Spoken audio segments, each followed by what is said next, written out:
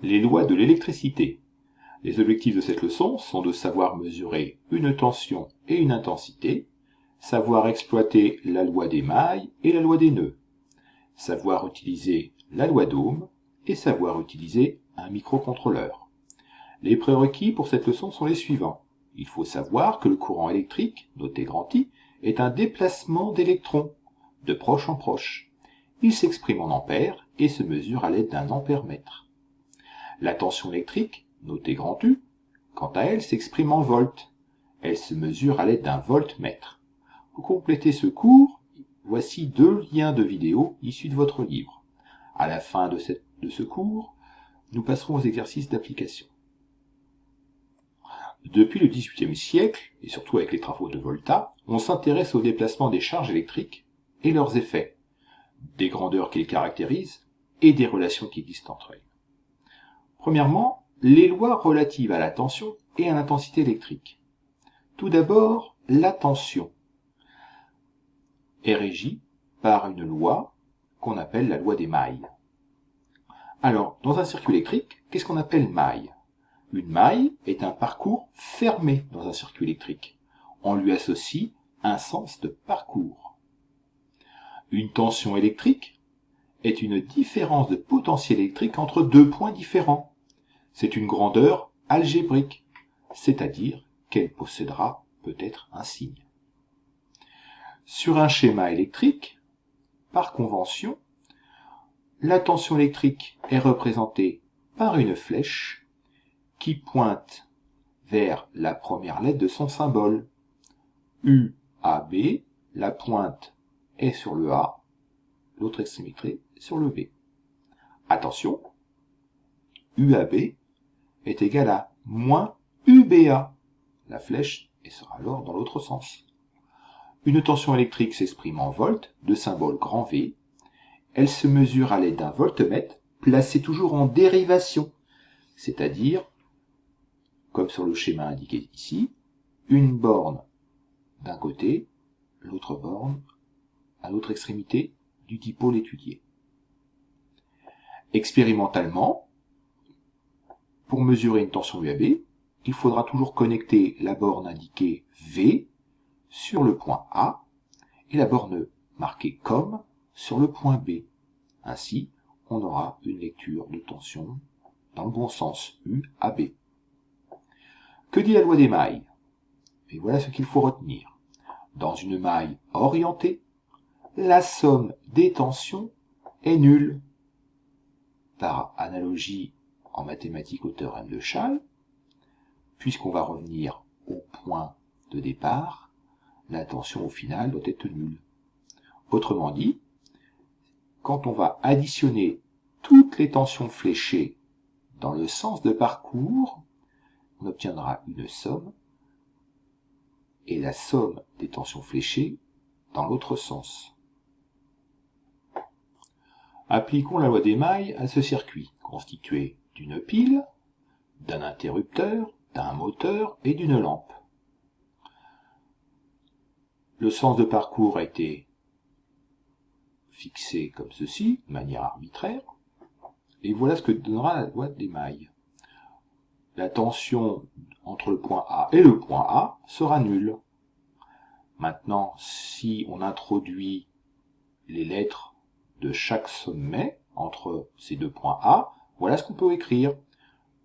UAB plus UBC plus UCD plus UDA. La somme est bien égale à UAA et c'est égal à 0. Maintenant, si l'on souhaite connaître la tension UAB, eh bien, on voit qu'il faut, dans cette égalité, isoler UAB.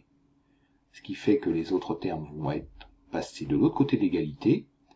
En les passant de l'autre côté de l'égalité, 2 possibilités. Soit on en remet un signe moins devant, ou soit on change le sens des lettres. Ce qui nous donne que la tension UAB, c'est-à-dire la flèche rouge, c'est un chemin. Ce chemin peut être fait d'une autre façon, en empruntant le chemin bleu, ce qui donne bien UCB plus UDC plus UDAD. Généralement, cette loi permet de déterminer une tension connaissant les autres. C'est un peu comme une équation. Deuxième loi importante concernant l'intensité, que l'on appelle la loi des nœuds. Alors déjà, dans le circuit précédent, nous avions une maille, c'est-à-dire qu'il n'y a pas de nœud. Dans une maille, la valeur de l'intensité est unique. Mais que se passe-t-il alors à la jonction de plusieurs branches? Alors tout d'abord, petit rappel. Une intensité électrique, notée généralement par la lettre grand I, s'exprime en ampères, le symbole grand A. Elle se mesure à l'aide d'un ampèremètre qui, lui, devra être inséré en série dans une des branches du circuit. Expérimentalement, pour mesurer une intensité positive, il faudra que le courant entre dans la borne A et sorte par la borne COM. Il existe sur les multimètres plusieurs bornes avec le symbole A. Attention, si on ne veut pas griller le fusible de l'ampèremètre, par précaution, ne connaissant pas l'intensité circulant dans le circuit, on commencera toujours par utiliser le plus grand des fusibles, celui à 10 ampères. Ensuite, en fonction de l'affichage, on pourra diminuer et passer dans un autre trou, s'il s'agit des milliampères, et ensuite bouger, faire tourner le sélecteur, pour avoir le maximum de précision à l'affichage sur l'écran. Alors maintenant, qu'appelle-t-on un nœud? Un nœud d'un circuit, c'est un point particulier auquel est forcément relié trois fils de connexion. Alors, on appelle loi des nœuds la relation suivante. La somme des intensités des courants qui arrivera à un nœud doit être égale à la somme des intensités qui en repartent. Appliquons cette relation au schéma suivant. Ce schéma comporte deux nœuds, le nœud A et le nœud B. On a fléché dans chaque côté, chaque branche du circuit, les intensités.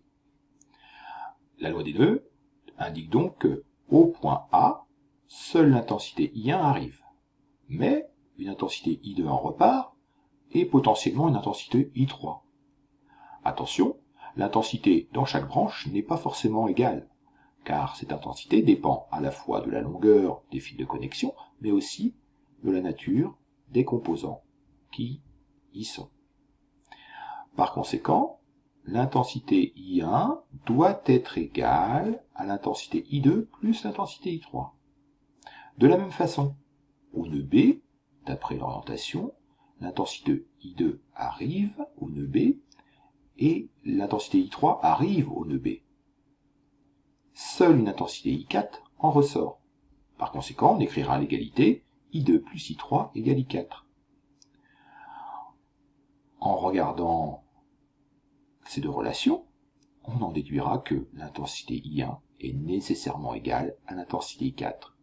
Cette relation permet d'établir des relations entre intensités sans devoir nécessairement introduire des ampèremètres dans toutes les branches. Dernière loi fondamentale de l'électricité, la loi d'Ohm. Au début du XIXe siècle, Ohm a découvert l'existence d'une relation de proportionnalité directe entre la différence de potentiel U appliquée aux bornes d'un conducteur et l'intensité du courant électrique I qui le traverse.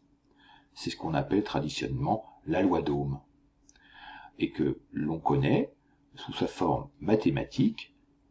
La tension aux bornes d'un conducteur ohmique est proportionnelle à l'intensité, et ce facteur de proportionnalité, c'est ce qu'on appelle la résistance du conducteur. U, AB, est égal à R fois l'intensité qui traverse le conducteur ohmique.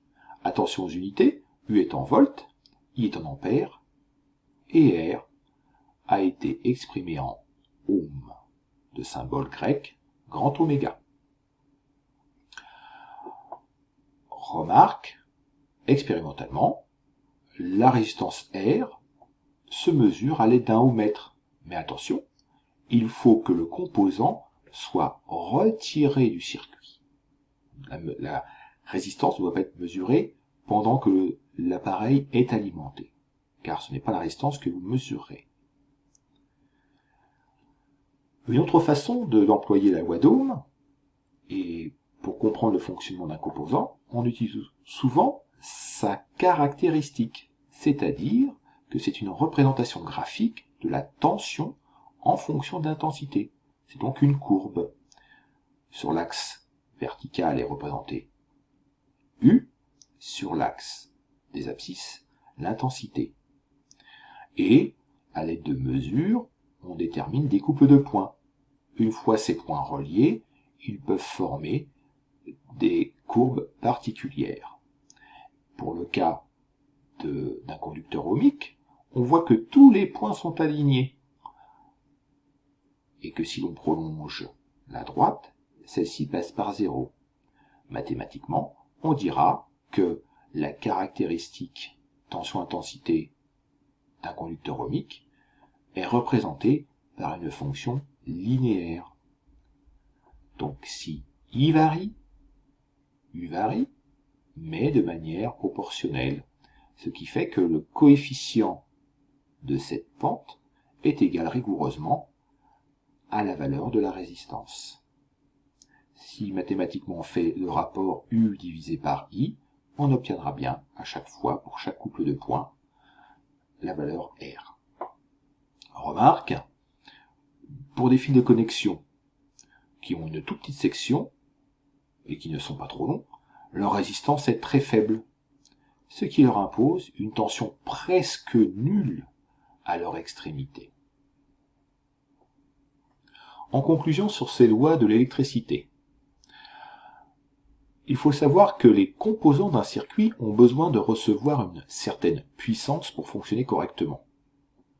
Ce qu'on appelle dans la littérature une tension nominale, une intensité nominale, et le produit de la tension par l'intensité est égal à la puissance nominale. Ce qui va forcément imposer des couples de valeurs, intensité et tension. En physique, on appelle point de fonctionnement ce couple de points particuliers, c'est-à-dire la tension et l'intensité que l'on retrouvera aux bornes des composants lorsque le circuit sera en fonctionnement. Comment est-ce qu'on l'obtiendra, ce point de fonctionnement? Eh bien, tout simplement en représentant sur un même graphique les caractéristiques des dipôles utilisés. Par exemple ici, si on a un générateur relié à une simple résistance électrique, l'intersection de la droite bleue et de la droite verte donne un point. Ce point a pour coordonnées les valeurs de fonctionnement, intensité et tension. Ici, on lit 20 mA pour une tension de 6 volts. Deuxième remarque, beaucoup d'appareils de notre quotidien comportent des capteurs électriques.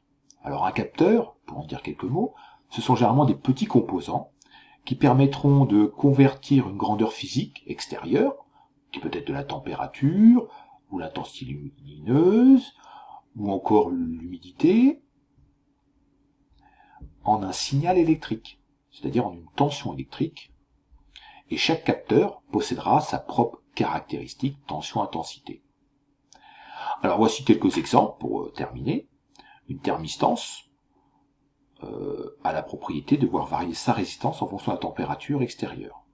Voilà les petites images. Une photorésistance, quant à elle, a la propriété de voir varier sa résistance en fonction de l'intensité lumineuse qu'elle reçoit. Une photodiode sera plus utilisée comme un interrupteur en fonction de l'intensité lumineuse qui éclairera la photodiode, elle laissera passer plus ou moins de courant. Tous ces petits composants pourront être étudiés grâce à l'informatique, à condition qu'il soit utilisé un microcontrôleur. Voilà, c'est tout pour cette leçon. Passons maintenant aux exercices d'application.